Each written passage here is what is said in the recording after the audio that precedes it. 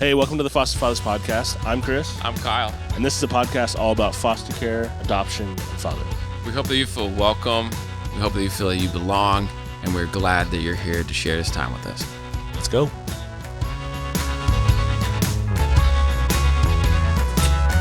Hey, yo. Welcome to the Foster Fathers Podcast. That was so stupid.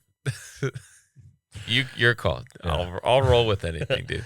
Well, welcome to the podcast. We're here talking about another cool thing. This is a big one, actually. This is one that we're like, this one might be a little heavy, but we're doing it. So It's got to be done. It's the thing you hear. It's got to be done. We gotta rip the Band-Aid off, so that way we can also just keep talking about it in the future. Yeah. So, but we're gonna leave you on a cliffhanger. Although you probably saw the title when you clicked on this podcast, so you probably know what it is. We were talking about I can never get Quit back. That's the number one. You never could? No, I mean that's what people say. I will say that it would be really hard. So, because we talk about it is really hard. I will say it is really hard. Yeah, we reunified one kiddo, and that was hard for sure. All right, before we do that, let's dive in. Okay. This week in foster care, you got this. Bike riding. Ooh, yeah, super fun. Yeah, and I know I talked about a couple episodes back, but we're really making some strides. It's like a Strider bike.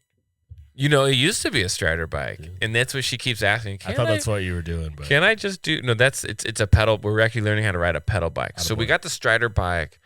You know, foster parents or adoptive parents or just bio parents. Yeah. Get a Strider bike. It is such a it feels like a cheat code. What do they call it? If you are a Strider bike company and you'd like to sponsor our podcast, dude, we are willing to read whatever you want to read for money. Any bike company, dude, except for e-bikes. I don't do e-bikes. Okay. I don't do. You can do an e-bike. I just helped the e-bike company, so there you go. Now I am. This is awkward. Is it too late to cut this part out? Nope. All right, let's keep rolling. So pedal bike. Yeah, we're talking pedal bikes. We got the Strider bike dialed. This girl, she's got her balance down. She's cruising. And I've been trying to coax her into riding a pedal bike. It scares the living bejesus out of her. But I came to a point where I realized, like a disproportionate amount of fear. Yeah, extreme. Like just screaming, crying. First time she's ever done this, dude. Well, calling for her mom. Whoa. This girl. The rest of our kids have. We got two kids. We got two kids who seem to be more attached to their mom. This girl's just like little deadpan. She's starting to show emotions. In the last month and a half. So the first 4 months, she just is just stone cold wall. But she's really opening up, and you come to this point where. You're like, man, she's freaking out. She's screaming. She's yelling. Do I push her into this? And in the limited amount of education that I have, plus a little bit of the teaching that I'm getting from our counselors, therapies, caseworkers, is that it's not the fear. It's not the trauma. You putting them into a difficult situation is not going to reinduce their trauma. You putting them into an abusive situation will. You putting them into a tough situation won't, because when she comes back to the other side and realizes she's still fine, it's actually sensible. I'm still,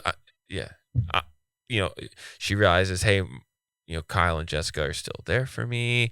I am safe. I am well. That was scary, but my 2 feet are still on the ground. I'm not hurt. It actually closes that loop and says, helps her to cope with her own emotions and her own feelings. So, well, your girl Karen Purvis would say the body keeps the score. No, Karen Purvis didn't write. Oh, sorry, my bad.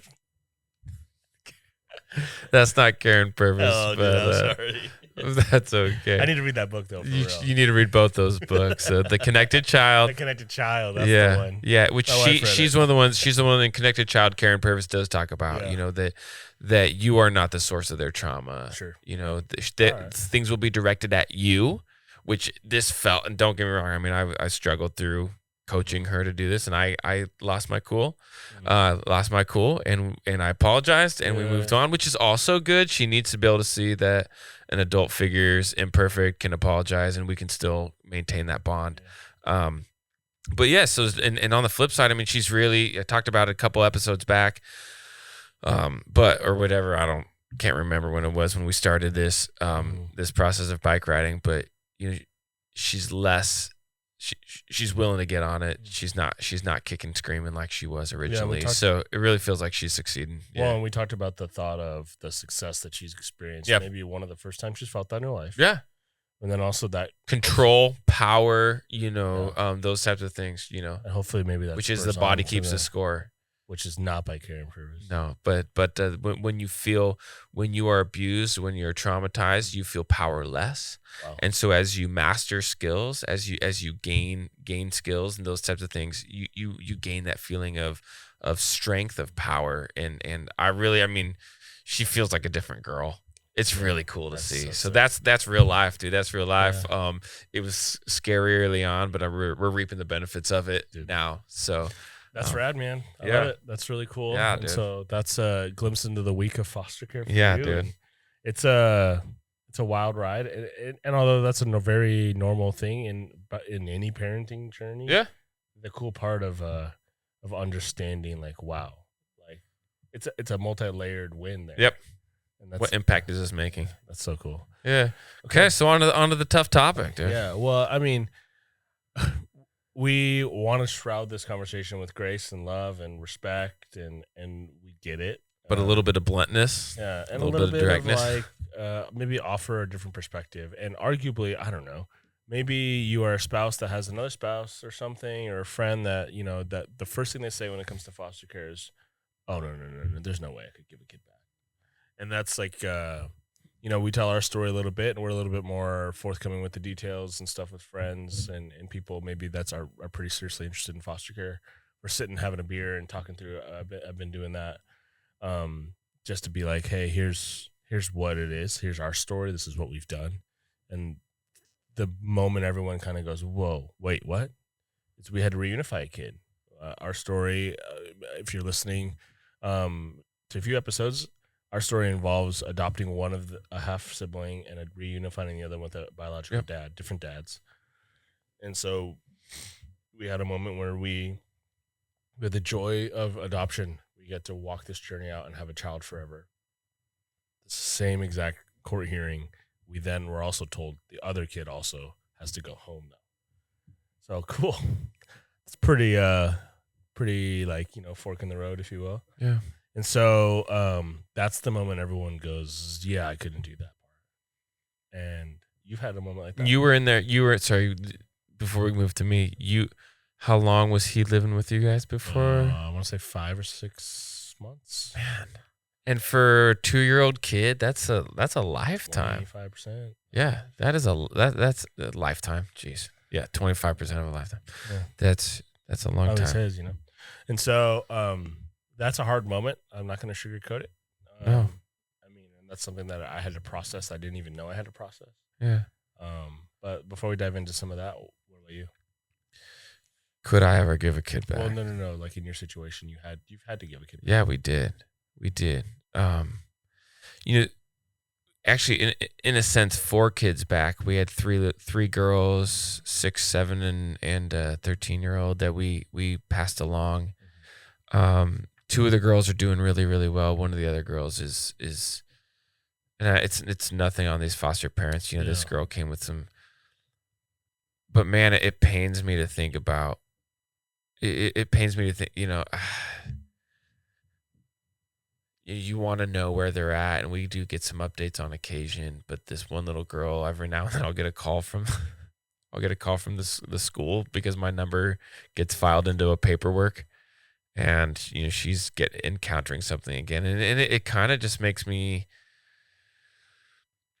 heart breaks for her and wanting to do everything that I could for her, even though we only had her for a week. I was even attached after 1 week, to this little girl and wanting what was best for her. Yeah. And I think that's what I would say is it has to be wanting what is best for the kid. Yeah. And so our situation, we had this little girl.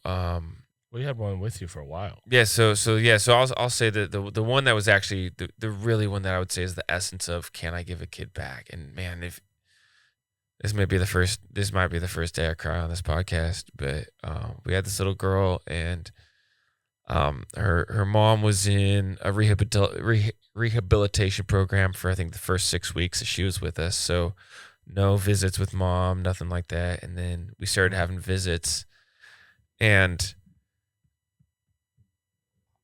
from early on, you realize that there's something there that she doesn't have with me, you know. And even throughout this whole process, ups and downs of this process and sorting everything out,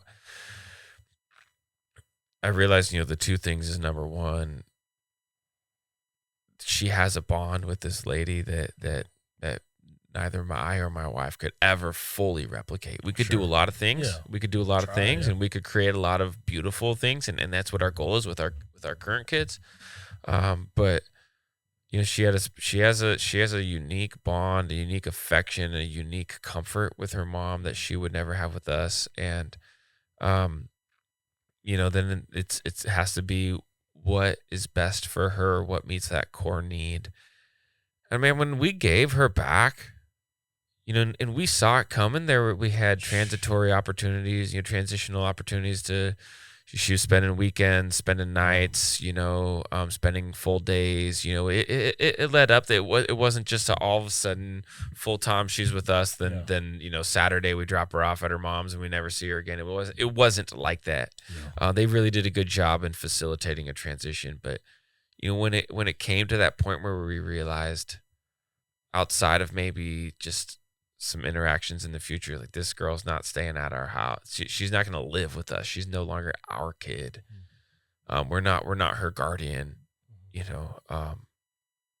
I cried. I mean, I cried and I cried and I cried and I cried. I cried in my car. I cried in the shower.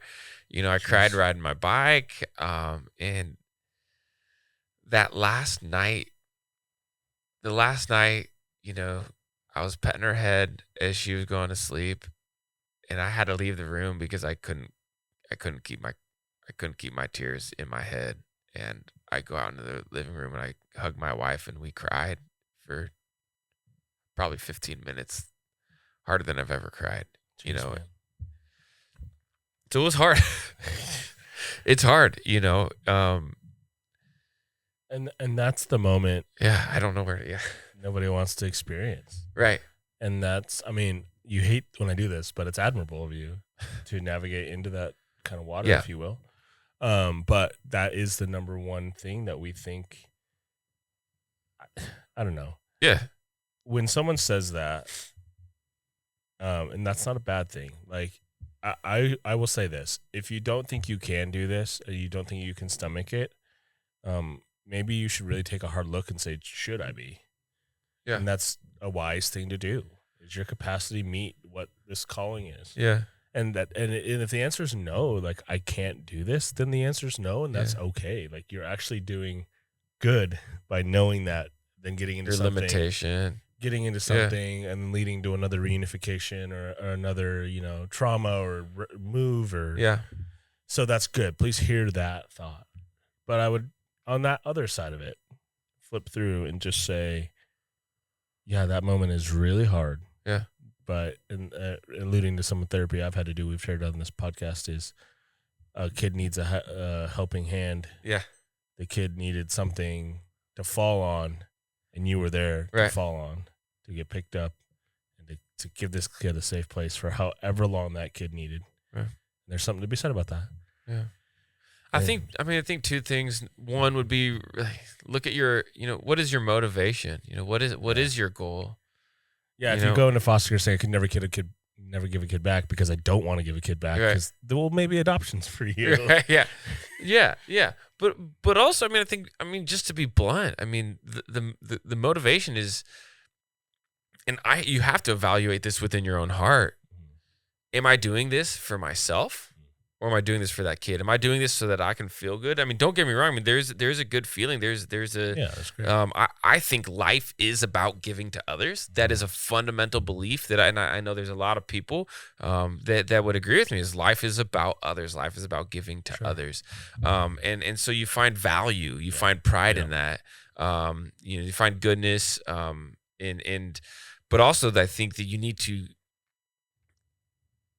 you know, you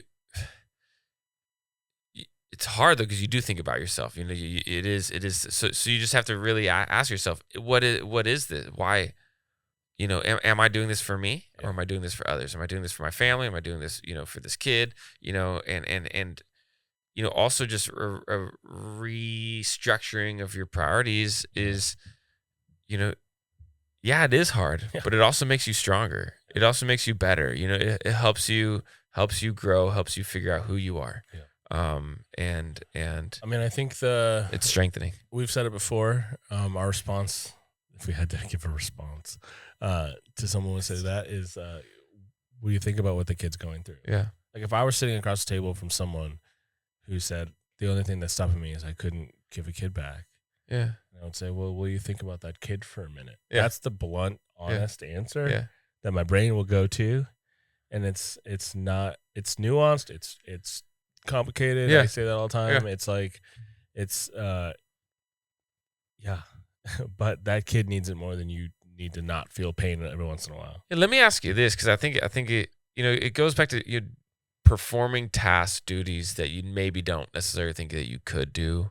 And I mean, you and I are a little bit biased because we've had a life view that's been in this direction for a lot longer. But, sometimes people say, well, what's it like to have, I don't know if I could have a kid. They have let's say they have 3 biological kids, and they say, oh, I couldn't do, I couldn't love this kid. I don't know if I could love this kid like they're my own kid. When your youngest, 6 months old, when he cries in the middle of the night, does it ever cross your mind that that's not your kid? Oh yeah, no. Right. Yeah. So I guess my argument. Oh, go ahead. Well, like our adopted daughter, I don't know, and for whatever reason, and I happen to be a Christian, so like I believe the Lord gives that to you, and like that perspective of those kids that like, man, that is your daughter. Yeah. Like it is a gift. Yeah. And so that I mean, she is your daughter, dude. I was there at the ceremony, and they're all, hey, are you gonna include her in your will? That was the final thing, is all so fervently, this kid's like, yours. if this kid needs my Pokemon cards, that's all she's gonna get, dude. That's all she's getting when you're gone. Yeah, and like some Charger Justin Herbert cards, dude. She could have them. And whatever bourbon I still have undrank in the closet, she can have that. That will be plenty. Maybe my son can have that instead or something. I don't know. Because if that's what she's here for, right, she's gonna be sorely disappointed. But I mean, that's really. I mean, I think I raise that to say I think that people are capable. Yeah. Of a lot more than they may realize. I will say that, in my perspective, I think people really value comfort more than something. Yeah. More than most things. Whether you like to believe that or not, and believe me, as a man who appreciates comfort, yeah, the amount of things that I prioritize comfort over is actually kind of, if I were honest, a little embarrassing sometimes. Yeah. Like, hey, are you willing to go hang out with your kid outside, pushing him on the swing longer than you want to? Sometimes. Sometimes. Well, that kid would really mean a lot to your son. It's like, yeah, but it's cold. Okay. Yeah, but I worked 10 hours today. I prioritize my comfort over that moment. Yeah. And so there are people who, in those moments, that's a big one. So we say it bluntly sometimes, but it's also like, okay, we get it. Like I feel like we get it. It's scary. It's scary. It's hard. Those moments are so hard. But I mean, isn't that arguably one of the most genuine forms of love is to open yourself to such pain? Yeah.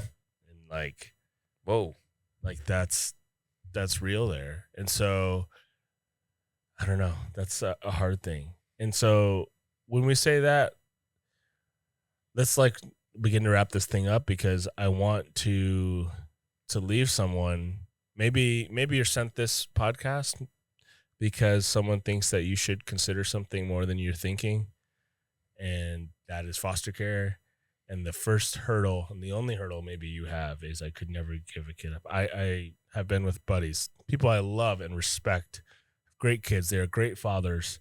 And I go, you would be an amazing blessing to a kid who needs a home.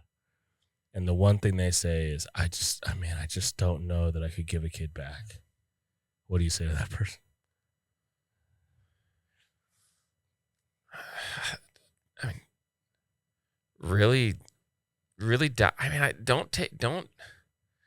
give us a quick answer. I'm not talking to myself. I'm talking to them. I think sometimes, I could never give a kid up is such a pat answer. It's such a canned answer. It's the simple statement of it's the easy way out. Yeah. And I do agree. It's a valid one. Absolutely. Again, it is valid. And I do agree with you that it should be a question that you consider, am I built for this? Am I fit for this? And the question may be, if your heart is there, for helping children in need, then you need to look into adoption or other options. Maybe even respite care where the kid's only there with you for a weekend or a week. There's other options. Start there. Yeah. There's other options. Yeah, start there. But I think it's just time for evaluation. Yeah, you're right. I sometimes I just want to come in, Mr. Guns blazing, just pull your head out of your what, and think about somebody else for a change. But it's not that easy. You're right. Yeah. You're absolutely right. So I would say, approach yourself with candidness and vulnerability and say, what is actually preventing me here? What is the motivation of, that's driving that? And assess it, because the fact is, and this is blunt, there are children who need love. There are children who need affection. There are children who, even beyond that, need a home. They need a home. And I know that there are people out there with big hearts who would look back on their lives and would hate for their selfishness or just their fear. Maybe it's a fear. Fear is legitimate. Mm-hmm.